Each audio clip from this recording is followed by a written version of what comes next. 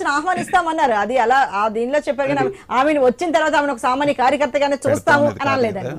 ఆహ్వానిస్తాము అన్నారు ఏ కార్యకర్తనే కానీ సామాన్య కార్యకర్తగా చూస్తాం అనలేదు జాయిన్ అయ్యాక, అలాంటి మాట అనలేదు.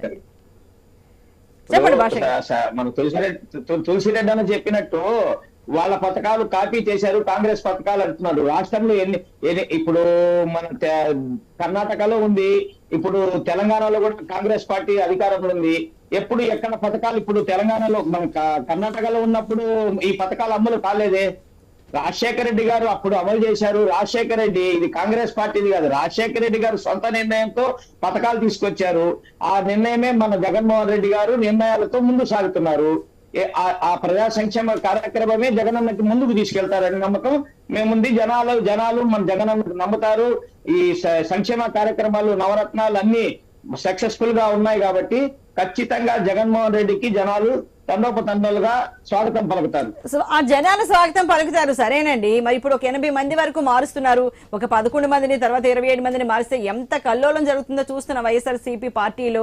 అంటే ఇప్పుడు జగన్మోహన్ రెడ్డి గారు అలా మార్చడం వల్ల కొత్త ఇన్ఛార్జీలను కొత్త ముఖాలకు టికెట్లు ఇవ్వడం వల్ల అంటే అది ఫైర్ అవుతుందా మిస్ ఫైర్ అవుతుందా అనేది తర్వాత సంగతి. కానీ ఇప్పుడైతే మాత్రం సంక్షోభం అయితే ఒకటి కనిపిస్తోంది. ఖచ్చితంగా అసమ్మతి అంటే సీట్ టికెట్ దక్కదు అనుకున్న వాళ్ళు చాలా మంది, ఎంఎస్ బాబు లాంటి వాళ్ళు చెప్పారు మమ్మల్ని చాలా అన్యాయం చేశారు, మా రాజకీయ జీవితాన్ని సమాధి చేసేశారు జగన్మోహన్ రెడ్డి గారు, ఆయనే అన్ని అసలు మాకు మంత్రులకు కానీ ఎమ్మెల్యేలకు కానీ అసలు ఏ మాత్రం ఎలాంటి అధికారం లేకుండా చేశారు, డైరెక్ట్ గా ఆయనే వాళ్ళ సచివాలయం ఉద్యోగస్తులతో ప్రజల్లోకి వెళ్లిపోయారు, మాకు మా రాజకీయ జీవితం సమాధి అయిపోయింది వైఎస్ఆర్సీపీలో.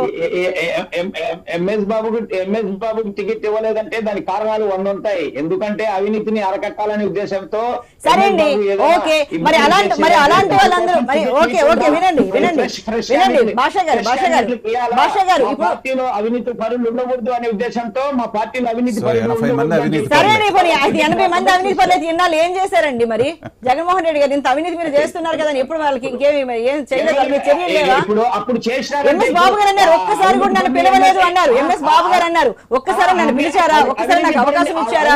అవినీతి పరుడు అంటే ఎమ్మెల్యేగా ఉంటే తీసేయలేరు కదా, తీసేస్తారా ఎమ్మెల్యే? తీసేయడం కాదని ఎంఎస్ బాబు అన్నారు ఒక్కసారి కూడా నన్ను పిలవలేదు మాట్లాడలేదని. మరి అవినీతి చేస్తున్నప్పుడు పిలిచి మాట్లాడాలి కదా, ఆ పార్టీపై ప్రభావం ఉంటుంది. రేపు మన పార్టీ అధికారంలోకి రాలేదు, మీరు ఇలా అవినీతి పనులు చేస్తుంటే అంటారు కదా. అవినీతి పనులు తెలిసి కొనసాగించారంటే ఏమి లాజిక్? 80 మంది అవినీతి పనులు కొనసాగించారంటే అవినీతి పాలన జరిగినట్టే కదా. ఇప్పుడు 80 మంది కానీ లిస్ట్ మనకు పంపించారా? ఒకటండి, కొత్త ముఖానికి చోటు ఇవ్వడం తప్పు లేదు, కానీ వాళ్ళందరూ అవినీతి పనులు అనడం తప్పు కదా. ఇప్పుడు ఎవరైనా గెలుపు గురాలకి ఇస్తామండి, తప్పు లేదు, కానీ వాళ్ళందరూ అవినీతి చేశారు కాబట్టి ఇవ్వట్లేదు అంటే చాలా తప్పు.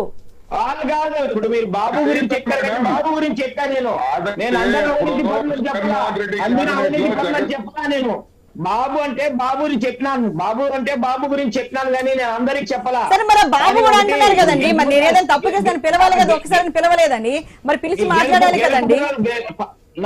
4 సార్లు పిలిచినారు, మాట్లాడినారు, పద్ధతి మార్చుకోని చెప్పినారు, మార్చుకోవాలి. అతను జగన్మోహన్ రెడ్డి 4 సార్లు పిలిచినారు. సరే, మరి ఎంఎస్ బాబు సంగతి అలాగే, మరి మిగతా 80 మంది సంగతి ఏంటండి? 4 సార్లు జగన్మోహన్ రెడ్డి గారు పిలిస్తే మార్చుకొని చెప్పారు.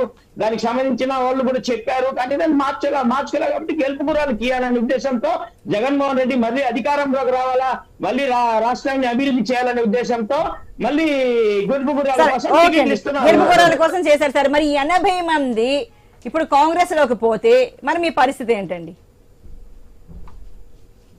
100% వాళ్ళు కాంగ్రెస్ కి పోరు. జగన్మోహన్ రెడ్డి నాయకత్వంలో మళ్ళీ పనిచేస్తారు. వాళ్ళు కూడా వాళ్ళకి మంచి భవిష్యత్తు ఇస్తామని చెప్పి హామీ ఇస్తున్నారు జగన్మోహన్ రెడ్డి గారు. 100% వాళ్ళు వేరే పార్టీలకు పోరు. జగన్మోహన్ రెడ్డి నాయకత్వంలోనే ఉంటారు. ఇలా వేరే పార్టీలో పోతారని మీకేమైనా చెప్పారా? ఏమండి, కొంతమంది ఇప్పుడు జనసేన పవన్ కళ్యాణ్ తో మాట్లాడిన వాళ్ళు ఉన్నారు, ఎమ్మెల్యేలు. ఒకవైపు ఆళ్ళ రామకృష్ణారెడ్డి లాంటి వాళ్ళు. మీరేం చెప్పారా? ఆయన ఏం లేదు, అసలు రాజకీయ దూరంగా ఉన్నారు, చలమలో ఉన్నారన్నారు. ఆయన ఇప్పుడు షర్మిల ఎటు నడిస్తే అటు నడుస్తానంటున్నారు. ఈ గుంటూరు నుంచి కూడా కొంతమంది వెళ్తున్నారు, కొంతమంది ఇప్పటికీ జనసేన టీడీపీ వాళ్ళతో టచ్ లో ఉన్నారు. రైట్ అండి, మళ్ళీ మీ దగ్గరికి వస్తాం. ఓకే, మనతో పాటు ఉన్నారు